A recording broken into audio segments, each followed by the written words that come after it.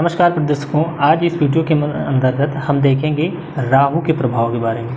यानी कि राहु के कुछ प्रभाव देखने वाले हैं कि किस भाव में, कौन से भाव में बैठकर राहु सबसे बुरा प्रभाव देते हैं और कौन से भाव में बैठ के और सबसे बढ़िया प्रभाव देते हैं।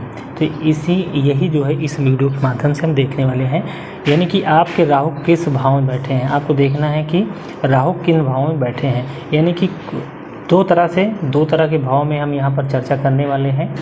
अब वो दोनों भाव कहीं आपके अच्छे भी हो सकते हैं, दोनों भाव में बुरे भी हो सकते हैं।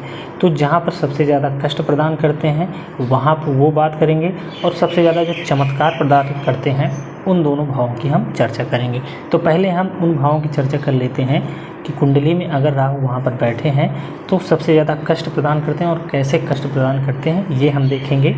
उसके बाद आज यहाँ देखेंगे आने वाले वीडियो में अगर आप लोग कहेंगे इसके उपाय, कि अगर जहाँ कष्ट प्रदान करते हैं उसके उपाय अगर आपको जानना है तो आप नीचे कमेंट्स करिएगा।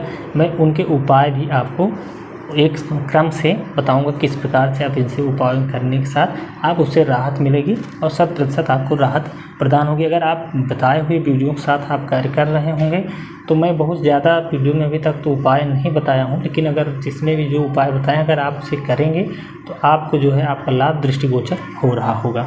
तो चलिए कुंडली का निर्माण कर लेते हैं, उसके बाद जो है हम यहाँ पर ये चर्चा करते हैं। तो यहाँ पर जैसे कि आप देख रहे हैं कि द्वितीय भाव में अगर राहु हैं तो आज जातक व्यसनी हो जाता है, व्यसनों में लिप्त हो जाता है, कड़वी वाणी का प्रयोग करता है, खान पान उसका ठीक नहीं रहता है क्योंकि सीधे अष्टम से संबंध बनता है, और पेट संबंधित समस्याएं यानी कि बीमारियों में ही पड़ा रहता है। उसे खान पान अपनी आदतों के ही कारण ये सारी चीज़ें होती हैं। चतुर्थ में है तो गृह कला हो जाएगी। जब तक घर में आप जब तक घर में हैं तब तक भूमंडल इधर उधर घूमता रहेगा। जैसे आप बाहर जाएंगे घर में शांति हो, फिर आएंगे फिर से शुरू हो जाएगा। उसके बाद आपका सप्तम में है, सप्तम में अगर राहु है तो व्यक्ति को आलसी बना देते हैं। आलसी के साथ साथ व्यक्ति जो है अत्यधिक, आप यहाँ पर देखेंगे कि व्यक्ति आलसी रहेगा और उसके बाद गंदगी में रहने की उसको आदत पड़ जाएगी। गंदगी में रहने की उसकी आदत हो जाएगी, यानी कि गंदे चीज़ों में रहना, गंदगी में रहना। उसे कपड़े अगर आप देखेंगे तो अच्छे हैं, वो पहन सकता है साफ, लेकिन वो गंदे में ही सब कुछ, हाँ ठीक है रहने। तो ये सारी चीज़ें यहाँ पर है, आप इसे आजमा कर देख सकते हैं।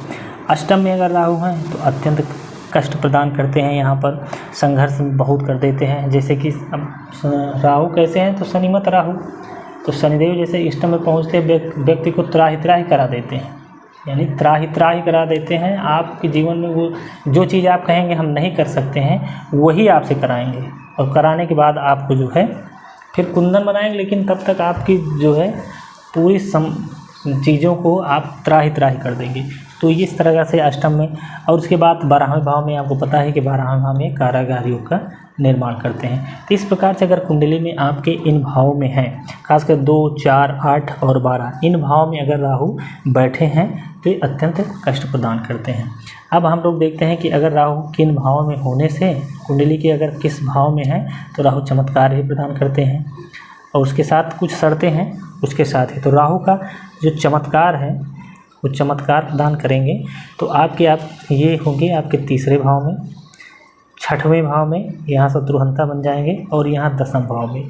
तो इन भाव में ये राहु को जो है राहु चमत्कार उत्पन्न करते हैं। यहाँ तक के सूत्र आप लोग जानते होंगे, लेकिन यहाँ पर आप क्या देखना है कि आपको राहु के यहाँ पर देखना है कि राहु कहाँ पर होने चाहिए।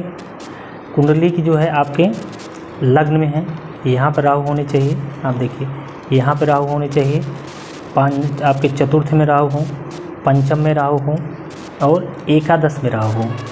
तो यहाँ पर बैठे हुए राहु चमत्कार उत्पन्न करते हैं।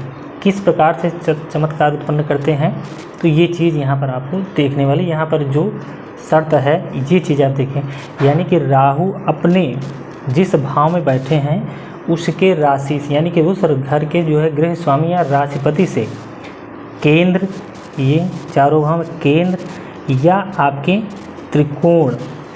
केंद्र या त्रिकोण में हो, और गुरु से भी केंद्र में हो, तो ये उच्च कोटि के मोटिवेटर बन जाते हैं।